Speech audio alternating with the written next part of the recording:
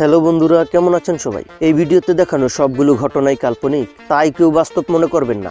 গত পর্বে আমরা দেখেছি ডোরেমন সিজন 1 এর প্রথম পর্ব, আর আমি আগেই বলেছি এই সিরিজের একদম প্রথম পর্ব থেকেই আমি এক্সপ্লেন করার চেষ্টা করব। তাই কথা মতো আজকে আমি হাজির হয়েছি এই সিরিজের দ্বিতীয় পর্ব নিয়ে। আর যারা এই সিরিজের প্রথম পর্ব এখনো দেখেননি, আশা করি অবশ্যই দেখে আসবেন। আর যারা ডোরেমনের এই পর্বটি দেখতে চান, তারা এই ভিডিওটিতে একটি লাইক দিয়ে দেখতে থাকুন শেষ পর্যন্ত।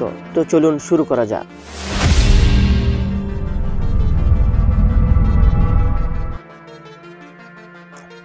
ভিডিওর শুরুতে আমরা দেখি নমিতা স্কুল থেকে বাসায় আসে, আর তার মা সেখানে দাঁড়িয়েছিল। তখনই তার মা বলে, রুমে যাও আর হোমওয়ার্ক শেষ করো, তারপরই বাসা থেকে বের হবে। আর এটা শুনে নমিতা একটু বিরক্ত হয়ে বলে, স্কুল থেকে আসতে না আসতেই আবার পড়াশোনা।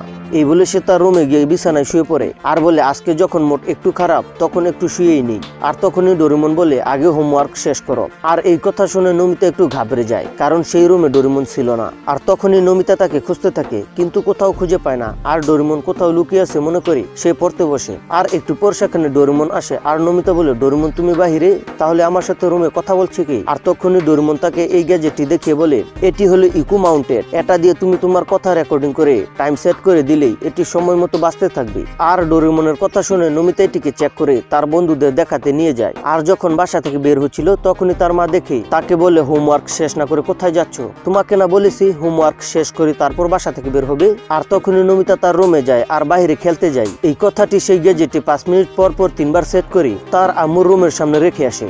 আর যখন সেই গ্যাজেটটি থেকে আওয়াজ আসে তখন তার মা দৌড়ে আসে আর দেখে কেউ নেই। আর এই ঘটনা বারবার ঘটে, আর তার মা একটা মনের ভুল মনে করে শুয়ে পড়ে। আর ডোরেমন এই ঘটনা দেখে নমিতাকে বলে, তোমার এই কাজটা করা ঠিক হয়নি।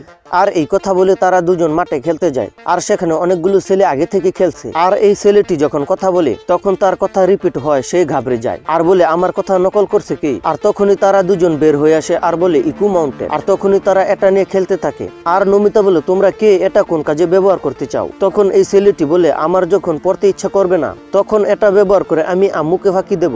আর শিজুকা বলে, আমি এটাকে ঘুম থেকে তাড়াতাড়ি উঠার জন্য ব্যবহার করব। আর তখনই সেখানে জিয়ান আসে আর বলে, আগামীকাল আমার একটা গানের প্রোগ্রাম আছে, তাই আমি আজকে তোমাদের নিয়ে রিহার্সাল দিব। আর তখনই জিয়ান গান শুরু করে। আর অনেকক্ষণ তারা গান শোনার পর তার এই বেসুরা গলার গান শুনে সবাই বিরক্ত হয়ে বাসায় চলে যায়। আর ডোরেমন ও নমিতা যখন বাসায় যাচ্ছিল তখন নমিতা বলে, আমি তো এর গান 3 মিনিটই সহ্য করতে পারি না, আজকে তো পুরো 3 ঘন্টায় শুনিয়েছি। আর তখনই সেখানে জিয়ান আসে আর বলে, এই দেখো আমি কি পেয়েছি। তখন ডোরেমন বলে, এটা আমার, আমাকে দিয়ে দাও। কিন্তু জিয়ান এটা না দিয়ে বাসায় নিয়ে যায়। আর তারা দুজন যখন বাসা যায় তখন নমিতার আম্মু তাদেরকে বকাঝকা করতে থাকে আর বলে, আজকে হোমওয়ার্ক শেষ করার পরে খাবার পাবে। আর অন্যদিকে মধ্যরাতে জিয়ান ঘুমিয়েছে। আর তখনই সেই গ্যাজেটে গান বাজতে শুরু করে। এটা শুনে জিয়ানের আম্মু এসে বলে, এত রাতে কি শুরু করেছো, বন্ধ করে এসো।